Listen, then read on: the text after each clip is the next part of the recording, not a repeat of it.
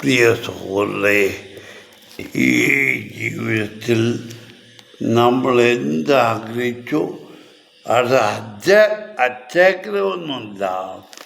നമ്മൾ സന്തോഷമായി ജീവിക്കാനായിട്ട് കുടുംബത്തിൽ ജീവിക്കുമ്പോൾ എന്ത് ചെയ്താലും അത് ഒരിക്കലും നന്മയായി ചെയ്യുന്നില്ല എന്ന് കണ്ടാൽ അവിടെ സാത്താൻ്റെ പ്രവർത്തനം ഉള്ളത് ഉണ്ടായിക്കണം. അതിനെക്കുറിച്ച് എനിക്കറിയാം. അതുകൊണ്ട് ഞാൻ അതിനെക്കുറിച്ച് വിഷമിക്കുന്നില്ല. ചില ദിവസം ഞാൻ പട്ടിണി കിടക്കേണ്ടി വരുന്നുണ്ട്.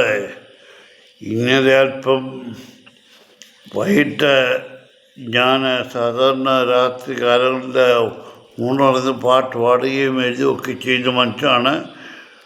അപ്പോൾ വൈകിട്ട് അല്പം ചോറ് കഴിക്കത്തുള്ളൂ. എങ്കിലും അത് കഴിഞ്ഞ് കുറച്ച് ബീഫ് ബാക്കിയുണ്ടായിരിക്കും.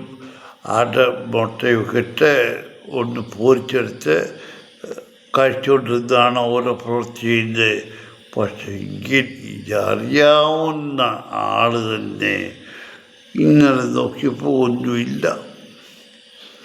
ഞാനോട് എന്ത് ചോദിച്ചു, കുറച്ച് ബീഫ് എടുത്ത് മക്കളെ വെള്ളത്തിൽ നല്ലപോലെ ബോയിൽ ചെയ്ത് അത് പ്രഷർ കുക്കറിൽ വെച്ചെങ്കിൽ ബീഫ് വേവത്തുള്ളൂ.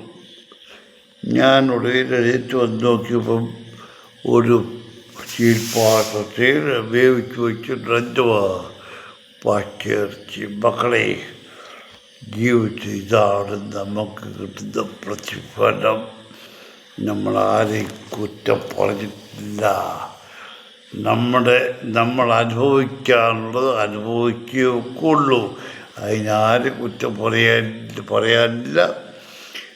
അത് നമ്മുടെ കർമ്മഫലമെന്ന് കണ്ടാൽ മതി.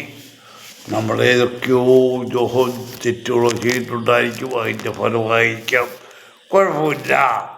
എങ്കിലും ഞാൻ എൻ്റെ ജോലി തുടരുകയാണ്. न तुम हमें जानो न तुम हमें जाने, मगर लगता है कुछ ऐसा मेरा हमदम मिल गया. न तुम हमें जानो न हम तुम्हें जाने, मगर लगता है कुछ ऐसा मेरा हमदम मिल गया. न हम तुम्हें जाने. ये मौसम ये रात चुप है, ये होठों की बात चुप है, खामोशी सुनाने लगी हे दास्तां. ये मौसम ये रात चुप है, तो होठों की बात चुप है, खामोशी सुनाने लगी हे दास्तां. नजर बन गई है दिल की जुबां. न तुम हमें जानो न हम तुम्हें जाने, मगर लगता है कुछ ऐसा मेरा हमदम मिल गया. मुहब्बत के मोड़ पे हम मिले, सबको छोड़ के हम थर के दिलों गए, लेकिन ये कारवार. मुहब्बत के मोड़ पे हम मिले, सबको छोड़ के हम थर के दिलों का, लेकिन ये कारवार